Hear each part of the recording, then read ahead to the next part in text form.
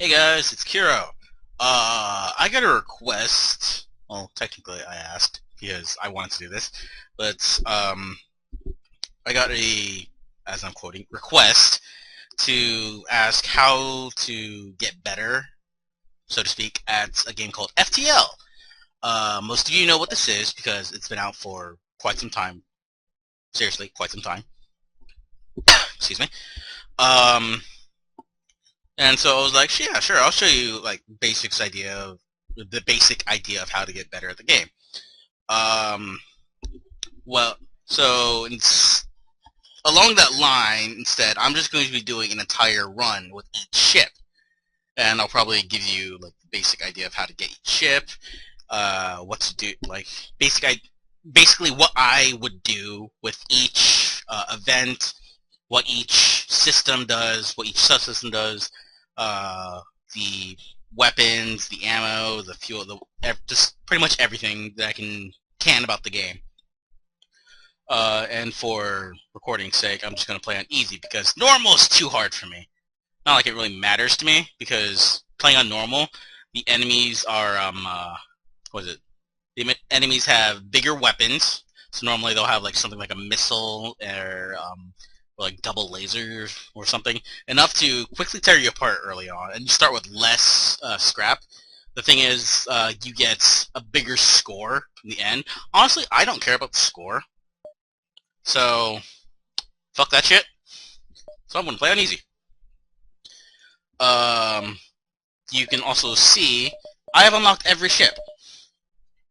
Oh shit, I've unlocked every ship. So, well, the ship and their double. So I'm going to do a run with each ship, and I'm going to throw that up. So I hope you guys enjoy. To start off, we're going to play with the first ship you get in the game, the Kestrel. Now, the Kestrel is pretty much just the basic Federation ship. You start off with 3 crew members, each one human. And yes, there's different species that you can play. You can play as like a mantis, or you can get like mantis crew members, rockmen, slugs, Zoltan, and I'm missing one. I'll remember NG. That's it. And also the secret, but I'll tell you guys about that later if it gets to that point. This is your cockpit, pretty much piloting. For this ship, it's located right here. Pretty much, you need this thing to be able to jump to other beacons so that you can keep moving.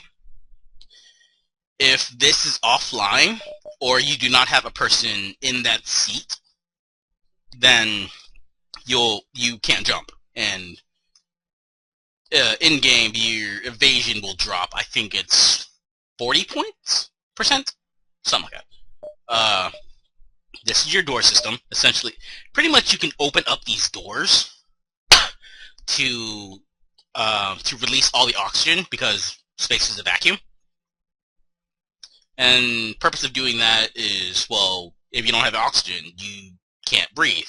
So thus, if there are like enemies in like this room or something that are trying to like get through into this room, I can open this up, get rid of all the oxygen here, and thus they'll be suffocating, thus taking damage over time.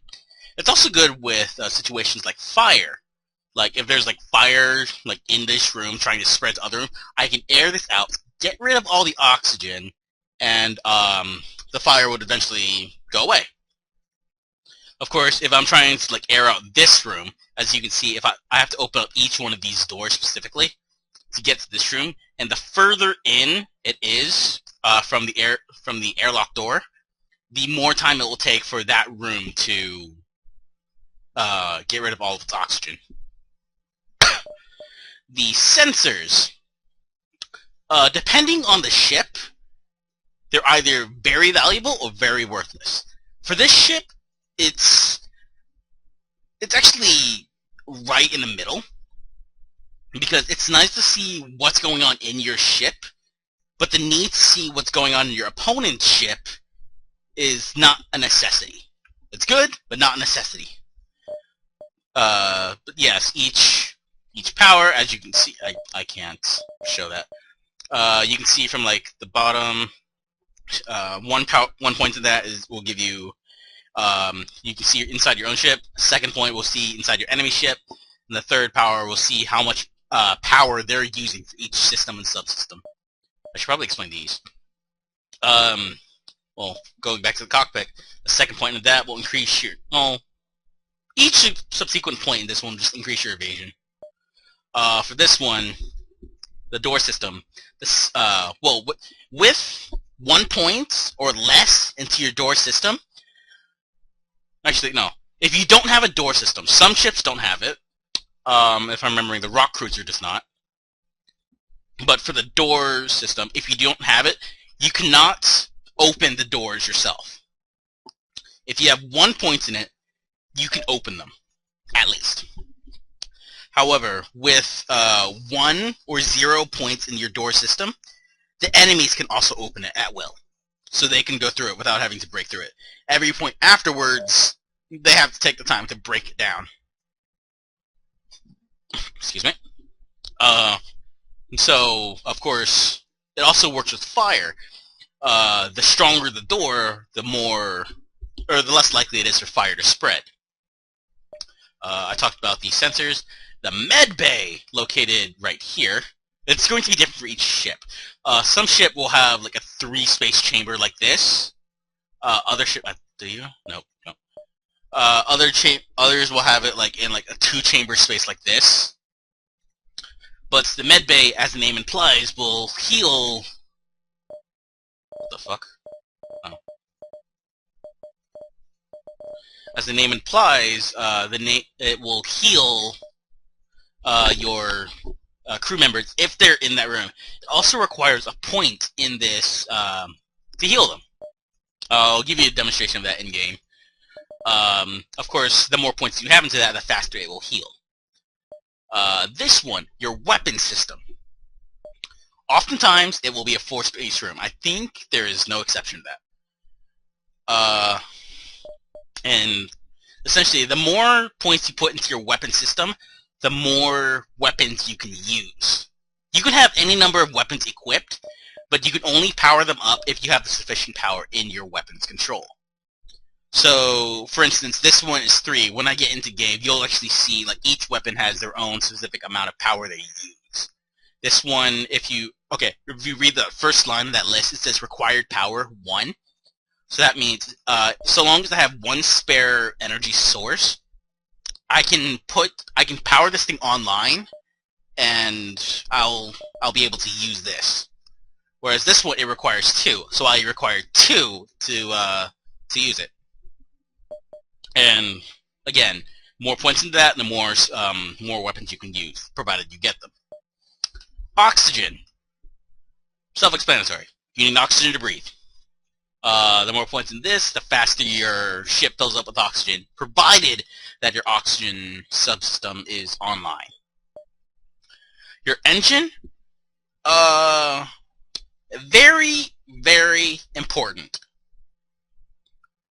You require a working engine, at least 1 point, to be able to jump to another sector. Or beacon, I should say. Sector or beacon. The more points that you have into it, the faster your FTL will charge in combat. Or in a hazardous area, and I'll describe that later. So, it's normally a good idea to charge this up as really quick, so that you're able to escape very bad situations, which I may be doing. Well, it also provides chances to evade attacks. So, like, say, like a missile comes flying at you, the more points you have into this, the more likely it is you'll be able to just avoid that missile.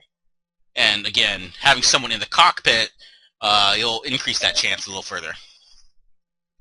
This is pretty much a necessity. If this thing ever goes offline, you're just a sitting duck, and you'll be hit with everything that comes at you. Shields. Depending on the ship, I think there's only 1 ship that's the exception to this. Shields are very important. Shields are slightly unique, seeing as how it requires 2 powers per shield bearing. So, I'll show you in-game in a minute. But pretty much for every 2 points of power you have into your shield system, you get 1 shield to block one non-missile attack. So, again, I'll show you in-game. This is a basic missile called the Artemis. A missile, what it does, it shoots a missile at the enemy towards whatever location you have. It will also go through all shields.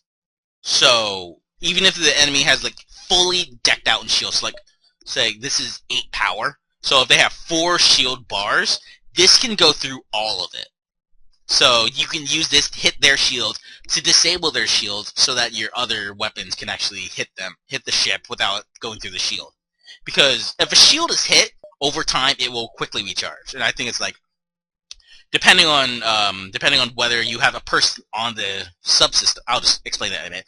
If you have a person on the subsystem, the shields will recharge faster, and I think there's an augment that does that as well. So missiles are really good. However, they are prone to being destroyed. I'll explain that in a minute.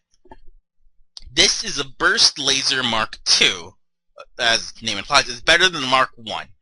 This one requires 2 power to shoot 3 damage, or to shoot 3 times, each one doing 1 damage. So if each one hits, it will do 1 times 3 damage.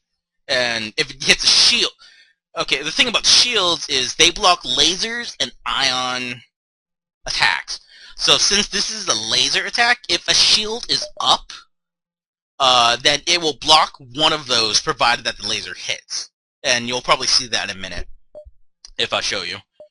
Otherwise, it will go through the, if the shields are not up, the laser will just hit the ship provided it hits, and the ship does not evade. Other subsystems I'll explain when I get them, like the teleporter or cloaking.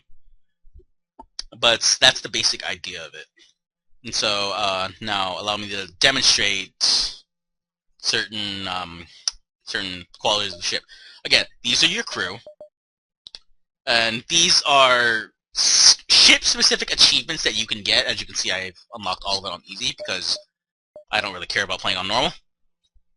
The United Federation pretty much have 6 unique aliens on the Kestrel cruiser simultaneously. So pretty much there are six races, as I said: the humans, the Rockmen, Mantis, NG, Slug, and the Zoltan. If you have all 6 of those, then you get this achievement. It's pretty much the easiest achievement you'll ever get for this ship. Oh, and you can probably have guessed, but each of the race has their own unique ability. Or not necessarily ability, but qualities. The humans are pretty much just the nut version. As you can see from here, humans are common and uninteresting. No exceptional traits. As I get other crew members, I'll show you that. Full Arsenal. Have every system and subsystem installed on the cruiser at one time. So pretty much you'll need to purchase the cloaking system, put a point into that. Purchase a teleporter, put a point into that, and what's the third one? Drone. A drone control, and put a point into that. I'll explain those when we get them. And so long as you have every system and subsystem available, and have at least 1 point in everything, you'll get this achievement. And then tough little ship. As the Kestrel cruiser will repair back to full health when it only has 1 remaining HP. This is very difficult to do. And there's one of 2 ways to do this. One is to go into an asteroid field. Actually, I'll explain that. No. Well, yeah, okay. Is to go into an asteroid field. As the name implies, there are asteroids in there that will bombard your ship and power down all of your shields. And when your ship reaches 1 HP, you'll see like up here, there's like an HP bar. I think the total points is 30, and it nicked height for every 10. But yeah, when it reaches down 1 HP, quickly power up your shields and jump to the nearest shop. And a shop can repair your ship for a fee. I think early on it's like 2 scrap per point of damage. So for 29, you'll need at least 58 scrap. And I think, if I recall, you need to do it all in one go, like all before your next jump. What you also could do is, you could get your ship down to 1 HP, and then with the drone control, there's a drone part called a hull repair that's on use will, for each use, will deplete 1 of your drone resources and heal your ship for 3 to 5 health, somewhere around there, I think.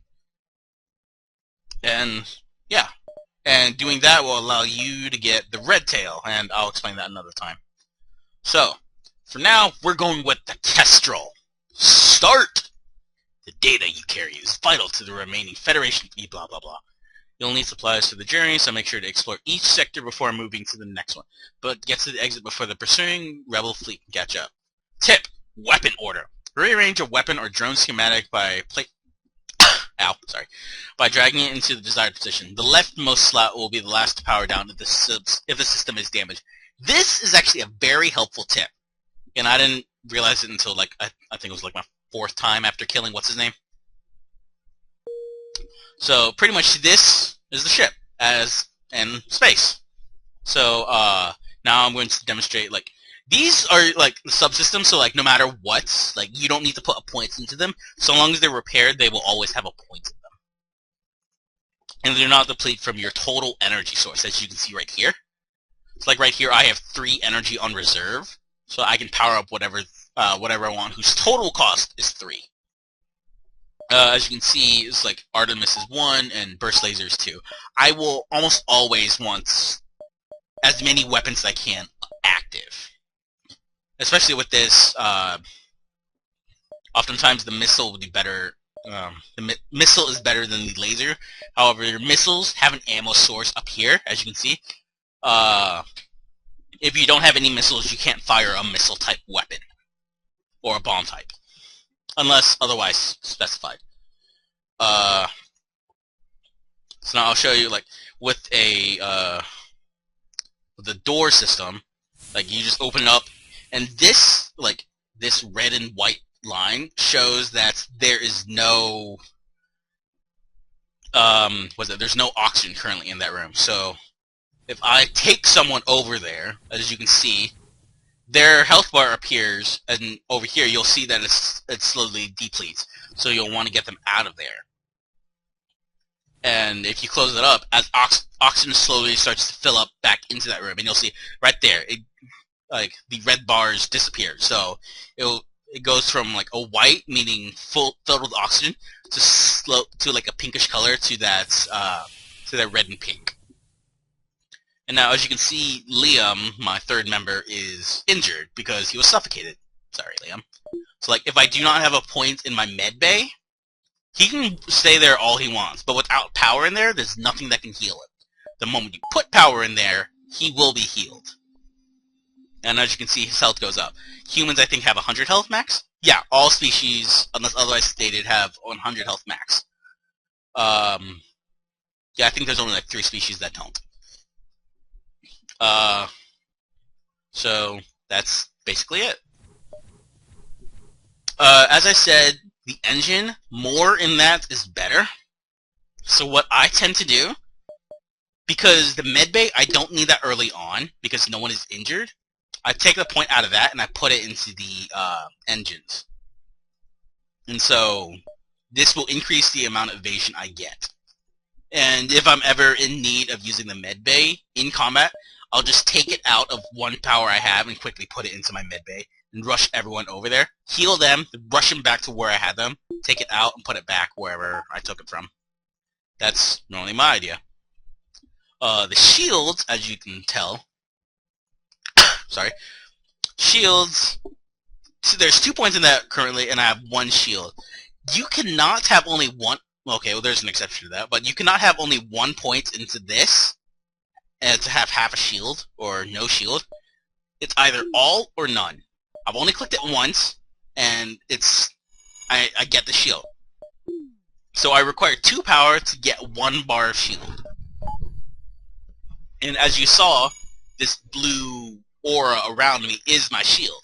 If that's down, as you can see like this, I'm prone to getting hit, provided my evasion's 0 or like it gets a lucky hit, whatever. But pretty much that's it. Shields, you'll want to get at least 2 before Sector 5. And by the time you hit the end, you'll probably already have all 4. So early on, shields are your friend. You'll want those. And then towards later in the game, once you hit like 3 of this, you'll want to prioritize your engine and your weapons. As the tip said, you can arrange these however you want, because like say if like a laser just hits my medbay, what you'll see down here is like red stripes over a bar, and then like orange or red depending on how damaged it is. Orange meaning that it's damaged, red means it's completely inoperable for a time until you repair it. So yeah, you'll normally want to repair those. With weapons and drones you'll see when I get those. That may be in another playthrough. But with weapons, if 1 point of this is off, what it does, if that point was occupied like it is now, it takes off the rightmost. So currently this is blank, this is blank. If this were to get hit, this one goes offline. It does not take this one offline, because it processes the rightmost. So what I normally like doing is I like having the heavier weapons, just at least early in the game. The heavier weapons early in the process, early in the line, compared to the later weapon. But it really just depends on how you're who you're fighting in, and you're free to arrange these whenever you want. You can just click and drag. Auto fire, as the name implies, auto fires. So having this toggled in, whenever you target something, it will automatically continue to target that, and the moment it's charged, it will fire. As you can see here, the amount of oxygen in your ship, you probably saw earlier when I drained this one of oxygen, it immediately depleted. In closing that, oxygen slowly fills back up. You'll see in a minute. There it is. Evasion chance, it's related to the person in the cockpit and the person in the. I should probably describe that manning them, and a person in the engines. The more experience they are at doing it, the more evasion you'll get, as well as more points. These are your resources. This one is fuel.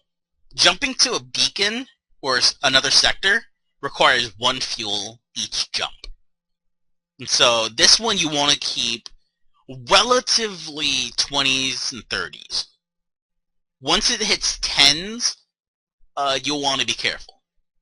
Once it hits single digits, you'll want to get to a shop and buy fuel. I think fuel across all shops is like 4 per fuel resource, I think. I don't remember. These are your missiles. I described them earlier. Some weapons require a missile to use. The Artemis, like, oftentimes they'll have like this icon right here for a weapon if it requires a missile. And this is drones. I don't have any drones, so I won't talk about those. When I do get drone control, I will describe this. This is the hull, so like the ship health. This is scrap. Scrap is the currency in the game. I think that's pretty much all I need to say about that. And then you can view your ship. Upgrades. You can pretty much just like spend your scrap to upgrade systems as you see fit. Like you can put up points into your shields. That's also something. Like you can have like 3 points into this, but you cannot power that 3rd one without a 4th, or you cannot power a 5th one without a 6th, and so on. So with shields, what I like to do is I like to get 2 points in those if I'm ever going to put a point. If I'm ever going to upgrade my shield. So 20 and then 20 and 30 for the third and fourth. Yes, third and fourth. So 20 and 30. So I want to spend 50 scrap to be able to upgrade both of those together, because 1 point in that is just useless. Well, not necessarily useless. It protects your shield, provided if the subsystem gets hit, but otherwise that points, I don't find much use of it. Your reactor is pretty much just how much power you'll get, and you're able to distribute.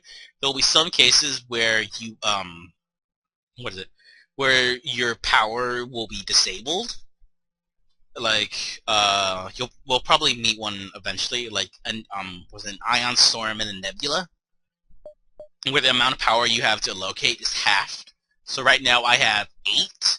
If I were to jump into one immediately right now, I would only have 4 to use, and I would have to proportion that out carefully, because I can just take all this out right now, and I have all of it. Every point I put into something requires a point in my reactor.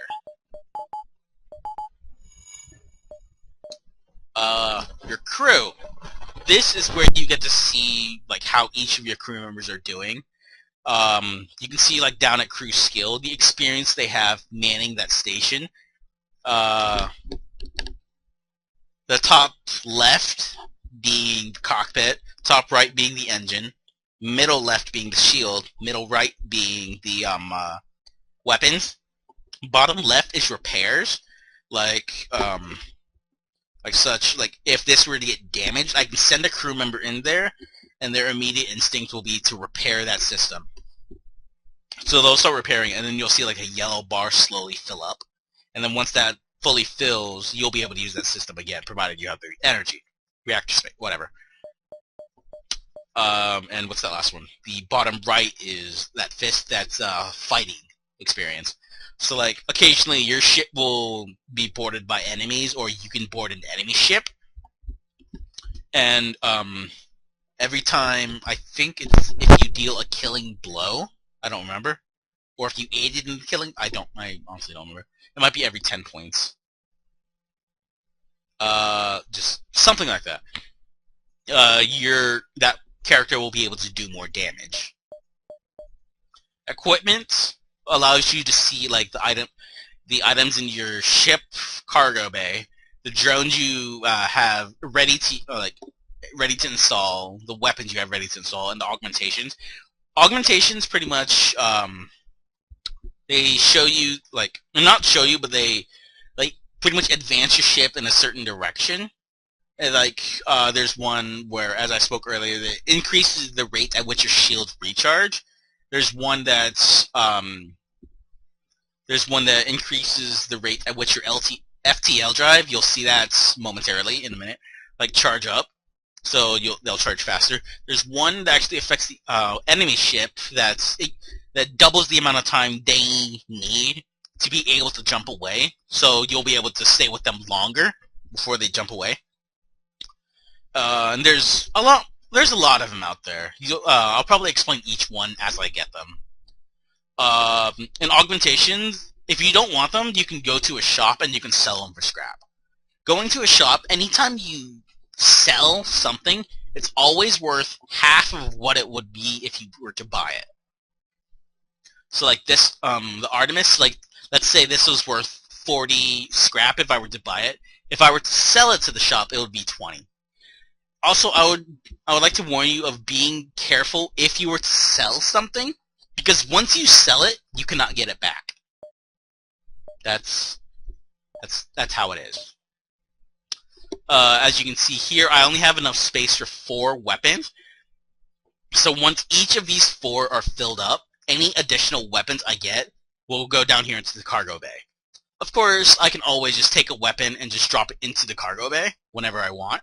That's not a problem. And then I can just rearrange it however I want. Just like that. It's not really a problem. Of course, when you're in combat, this button, you will not be able to access it, even with the hotkeys. So this button will be disabled during combat. or during a dangerous environment, such as a asteroid field. I think you can do it in Ion Storm. I don't remember. Um, but yeah, that's pretty much it. The basics of it, and I'll explain more in depth of the other ideas. So, the Kestrel. Let's get it running. Oh, I might want to power my weapons. Oh, wait, no, I need to explain that. Manning a station. There are 4 places that can actually be powered by a living operative to actually function at a better capacity. That's the cockpit, which actually is required if you want to jump somewhere. Having someone in there increases your evasion. Like, I'll show you right now. Like, no one in there, I have no evasion because, well, my engine's shit right now. Whereas if someone is in the room, you can see like 10. You can see 10 evasion right there, just for someone being in the room. Whereas if they're using it, I get more evasion. The shield, putting someone in the shield will increase the rate at which the shields charge. Like, I can show you this right now. Putting the shield off, it's just like this. And then turning it on, you can see the rate at which it charges. Fairly slow. Whereas if I have you in there, taking it off, no shield, putting it back on, under comparison without like a timer, it probably looks about the same, but trust me, it's faster. And the more experience they have with it, the faster it will charge up. The engines, it's a lot like the cockpits. Like, putting someone in there will increase your evasion. Like, you see, like the moment, but they have to be manning it. If someone is in there, I just got like 5 evasion. Whereas if they're not using it, then it just drops to 15. Even if they leave the room, it's still 15. And the weapon system, putting someone into that, pay attention to these bars. Putting someone in there, these bars, bam, they get shorter. So it takes less time to charge them. I think the number is like, I think it's like 5% less time to charge. I don't remember that exact number, but that's essentially what it's like. And then you'll actually be able to see like this black silhouette if no one is manning it. This white one if someone is manning it. I think it turns green and then 1 star if they're experienced at it, and then like yellow with 2 stars above their head if they're a master at it. And that's pretty much it. There's only 3 levels. There's 0, which stands for no experience. White, which is 0, which stands for no experience. Green, which is level 1, which stands for some experience, and then yellow, which is level 2, which is fully experienced. They know it. They can operate it at maximum capacity. So it's oftentimes like, it's very questionable of who should go where. Like, if you don't have enough members, like, pretty much always you'll want someone on the cockpit. What I like, the cockpit for me, I prefer having it as either a human or a slug. And I'll explain the slug later. But the person in the cockpit, they're pretty much only there for evasion. So, like, if they have any other qualities, it's pretty much wasted there. So the human, having a human there, they'll be able to just, it keeps their basic, like, basic characteristics being nothing. Like, it doesn't hinder that anywhere else. Like, say if I have like a mantis like able to roam the ship, if I keep him on there, if I move him away, then the ship loses its pilot, and then I'm more prone to getting hit. So having someone more useless on the cockpit is better. Of course, like, experience on the cockpit's where I am. And then OCD, I normally like going down the line of this. That's just me. It's up to you how you like operating. I normally like someone on the engines and then on the shields. The weapons, I'm actually alright with having them unmanned if needed. But, of course, that's just me. It's how do you want to have them manned. And then I'm probably also going to explain like how you level these up. Piloting, how like each point of experience you get. Piloting an engine, actually, they both level up the same way. So normally it's a good idea to have someone in the engine and in the cockpit at the same time. These both get experience for every attack that you dodge successfully. So like say like a missile just comes by and goes straight through, you'll get like a point of experience. So, and once you hit 15, they level up. And I think it stays 15 for the second level up as well. I don't remember. The shields, every time the shields get hit by a non-ion weapon, they will get up 1 point of experience. And as you can see, it takes 55. The weapons are a bit harder, but it's depending on how you see it, are much simpler. Every time a weapon gets used, so like when the burst laser 2 fires, it gets a point of experience, so whoever's manning it, and then such. Repair, as you can see, it's just increase your repair speed when you mastered it. So pretty much, it's like, as the name implies, you just have to repair stuff. And then fighting, just have to fight stuff. I don't remember the specifics on how to give them experience, but when in doubt, just have them do that stuff. That's the basic idea. That's all that's coming to mind about the basics of the ship.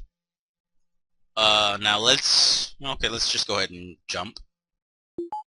Once you get good enough at the game, you'll actually be able to remember hotkeys to adjust your weapons and your subsystems and whatnot. And oftentimes that will be quick. The one that will be your best friend, however, will be the spacebar, which is default to pause.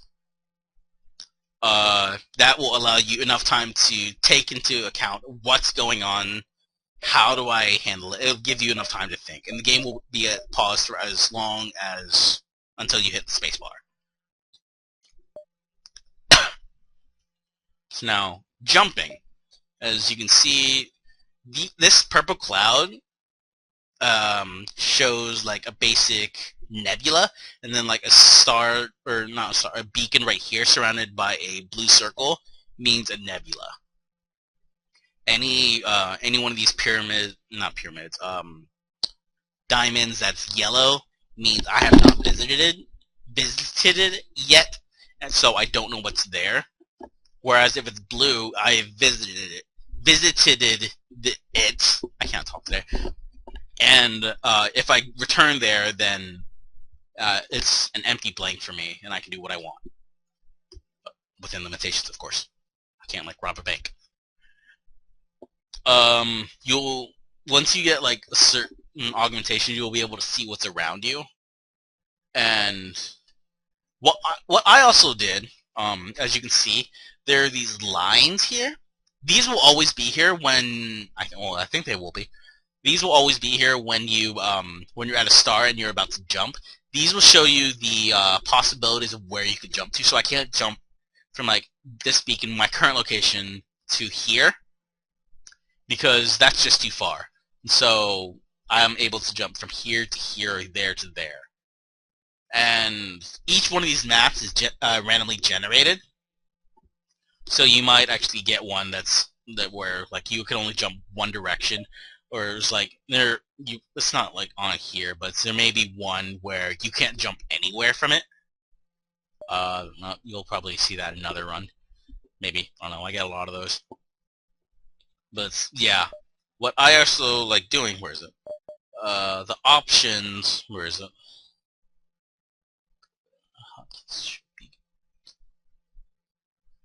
Well, this one right here, I like to enable this.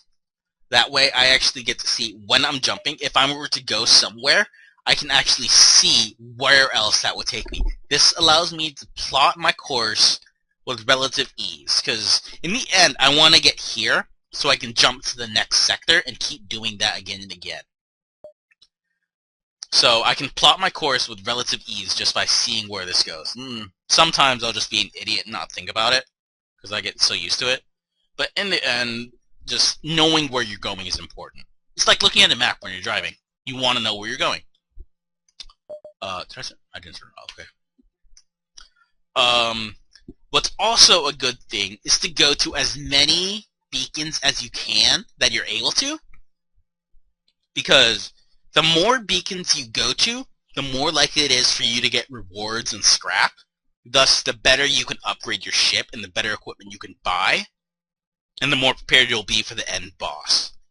That's pretty much it. Not a necessity, but the better your ship, the better you'll do. That's my general rule. So be very careful of how you jump around. Nebulas have a special condition with them. Nebulas will disable your sensors, so you cannot see inside your own ship. You will not know what's going on inside your own ship.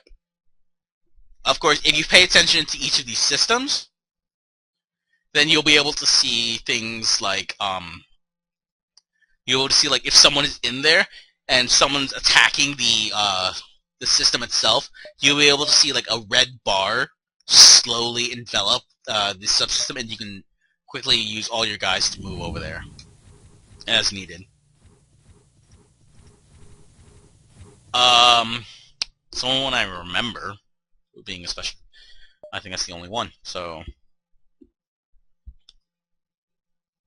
yeah, that's it. I'll probably demonstrate the other stuff as it comes along.